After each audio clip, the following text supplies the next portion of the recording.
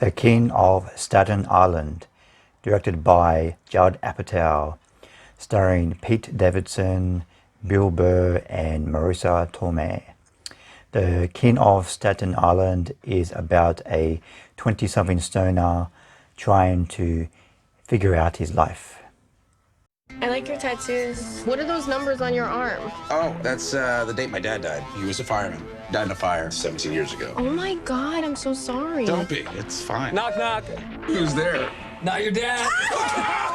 Push a bit, little bit, roll it up, take a hit. You can't focus on Scott anymore, honey. He's 24 years old, Marjorie. Let that fucking bird fly, please. Don't worry, Mom. I know your daughter got smart and went to college and abandoned us. But I'm still here. I'm gonna be here forever. Yeah. People told me slow my roll. I want to become a real tattoo artist. Your work is mad inconsistent. Obama ain't right. Oh, I love your tattoos. This is my favorite. I've been dating someone for a little while now. The first guy you date in 17 years is a fireman, just like that? You don't think that's weird? Scott, played by Pete Davidson, is a 24-year-old stoner. His father was a firefighter and passed away during the September 11 terrorist attacks. He hangs out with his friends all day, smoking weed and playing video games. He's in a casual relationship with his sort-of girlfriend, played by Bill Poley. He still lives at home with his mum, played by Marisa Tomei, and his younger sister has just left for college. You're gonna have to pull your weight a little more around here. Maybe help Ray get his kids to school. Kelly, do you know him? He's a new friend. You okay? You know, you could tell me. I'm okay. Oh, I trained her in the car. She's not gonna break.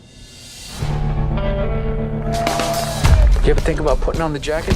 Why would you even ask me that? What's wrong with being a fireman? It's fine if you don't have kids, because you don't know if you're gonna come home or not, and then your kids are fucked up. You make everyone around you feel crazy. People are normal, then they hang out with you, and then they're fucking Jack Nicholson in The Shining or something. I gotta tell my mom you tried to drown me. It's an above ground pool. You're like fucking 8 feet tall. Now, let me tell you something. Your dad was a hero. And heroes are necessary. And they should be allowed to have families.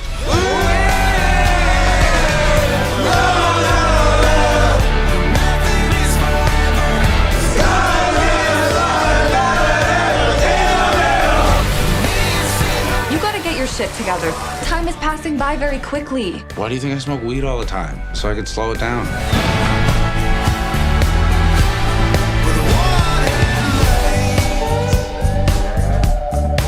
I just feel like everybody's always disappointed in me, and I never live up to anybody's expectations. Hey, thanks for listening to all this. You're one of the few people who treat me, like a person. You're welcome.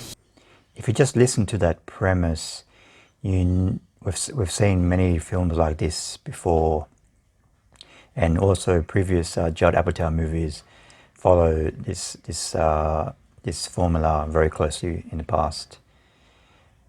So you always know while watching this film where it's going to go. You know the arc that Scott's character is going to have during this film. So the film is about the journey. And for the most part, every character and every situation feels real, feels genuine.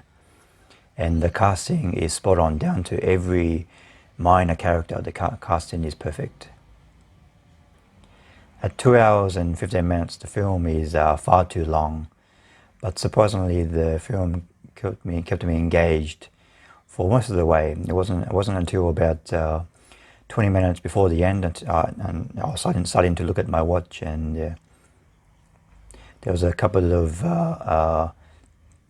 the film could have used a couple of edits. There's a couple of scenes such as when Scott's character Marisa Tomei, she's FaceTiming with her kids while looking after a kid in an office, and also another subplot featuring one of Scott's friends who has a internet girlfriend, that very predictable subplot which wasn't really necessary. But that said, the film is wisely split into stages, which prevents it from becoming boring and repetitious.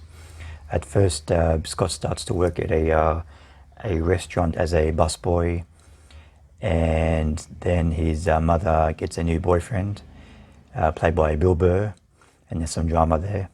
Then after that, he starts to get into trouble with his friends, doing some illegal activities, and he gets kicked out of home.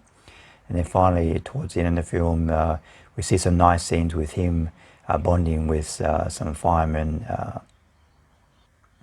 In Pete Davidson's previous film, Big Time Adolescence, he was the main reason to watch that film. Everybody else was just barely developed, and they were just there to service the plot. But he really shined in that movie. But in this film, King of Staten Island, everybody is fleshed out. The world feels lived in, all the characters feel lived in, and Pete Davidson shines even more here. His character, he gets a chance to develop his character even more in this film than he did in Big Time Adolescence. I give this film 3.5 stars. It's not a laugh out loud comedy, and it has its flaws, but it's still quite an enjoyable one. I would still recommend it.